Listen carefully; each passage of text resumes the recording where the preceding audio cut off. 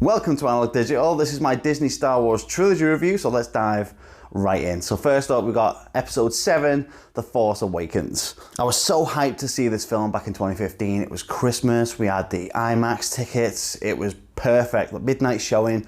What could go wrong? Well, nothing until right at the end of the film, and we were like shimmying out, like walking out, like the credits are rolling and stuff, and I turned to my mate Sam and I'm like, Star Wars is back! It was brilliant! And he was like, nah, it's just episode 4, but with the visual palette of the original trilogy. And I was like, what? He's like, yeah, think about it, it's got the plot beats of A New Hope, but all of the visual fan service that you expect from the original trilogy. So I was like, right, so Jakku, Tatooine, Starkiller Base, Hoth, Takanada, Endor, Trench Run,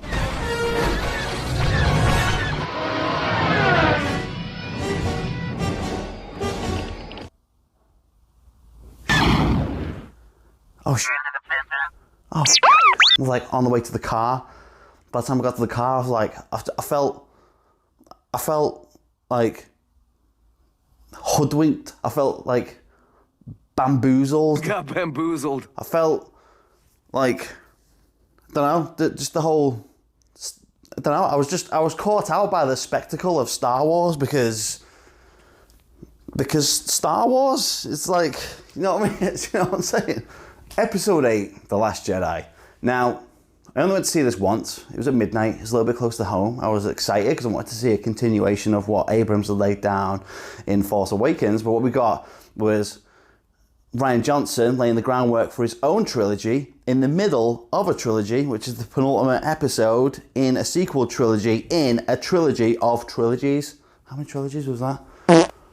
What we got was like 2 hours of a galactic car chase where the vehicles have run out of petrol and essentially the drivers are just leaning out the window, just shouting at each other across space. And, you know, oh, wait a second, let's spend a third of the runtime on a casino planet just so you can free some space dogs and show the origins of the blue milk for some reason, because make Luke Skywalker milk a space tit.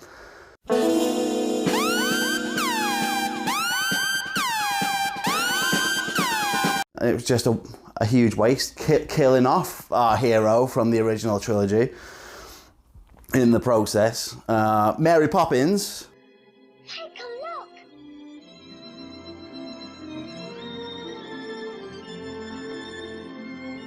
look. Leia floated through space, so that was a thing. And the worst mutiny I've ever seen committed to film, because why didn't Purple Dr. Sadler tell Poe Dameron what the fuck was actually going on? And it would have saved the whole, I'm gonna mutiny, and then did a mutiny, which was shit. And it could have saved a whole bunch of time by, she just could have been honest with him, whether it was above his fucking pay grade or not is irrelevant, but it's just a huge waste of time. But what we did get was, aside from like the dreadnought at the beginning on the bombing run, that was quite good. The fight scene in the throne room, even though Snoke was completely irrelevant because he just got killed off by a lightsaber, so that was the end of him. And yeah, but the fight scene with the guards in the throne room was quite entertaining. And the bit where Purple Dr. Sadler light speeds through the fucking dreadnought right at the end, tearing it a new arsehole, that was quite good.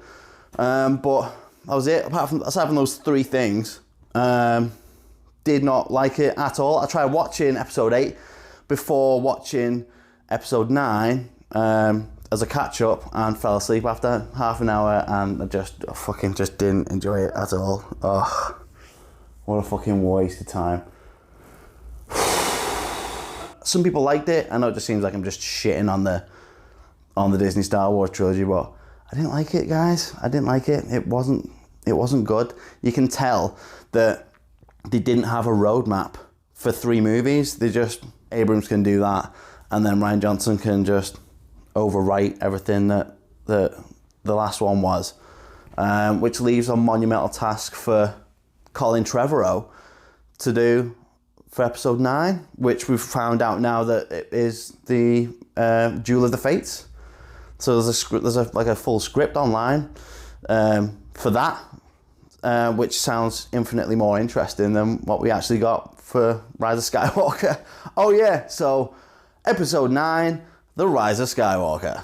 Episode 9 was and felt like a continuation of the groundwork that Abrams laid down in episode 7, whilst trying to retcon the damage that Rian Johnson had done in episode 8.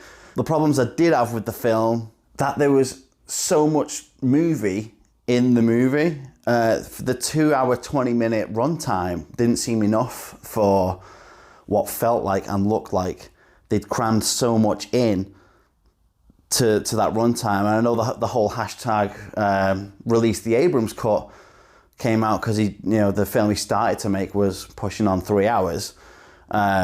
So he whittled it down to 2 hours 20, and you can see that. You can see it was strained, and they skimmed over some stuff in the final release. And the first act was like a convoluted mess, and it was just like a video game fetch quest of like jumping from planet to planet instead of focusing on maybe the origins of the Knights of Ren, maybe focusing on where Leia got her training from instead of a 60-second cutaway at the end of the film to show that she got training as a Jedi.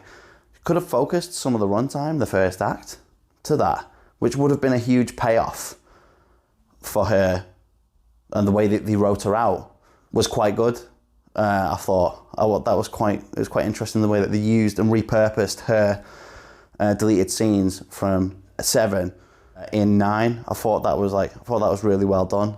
Well, there's a whole lot of discussion to be had about fixing episode 9. The I am all the Jedi, I am all the Sith and I am all the Jedi was a huge rip-off from earlier on in the year when Endgame done the, I am inevitable and I am Iron Man. I nearly shouted it out in the cinema. I nearly shouted out, I am Iron Man in the screening for episode 9. And the bit where Poe Dameron's flying around and it seems like all hope is lost with the few ships that they've got, because they've got all the Star Destroyers, and then suddenly all the Rebel fleet appears in a plagiarized rip-off of the on your left moment where all the heroes gather in the end of Endgame as well. It was just a bit much. Fucking... there's more conversations to be had about the Disney Star Wars trilogy. Rest assured, you can tell modern Star Wars stories successfully. I've rambled on far too much. I'm trying to keep the runtime down on this video, and it turned into a rant. I wrote a script for myself for me to kind of use as a reference, and I've just gone off script and had a rant. But if you like what you've seen and heard here today, please consider subscribing, hit that like button, leave a comment of what you thought about the Disney Star Wars trilogy, and I'll see you in the next video.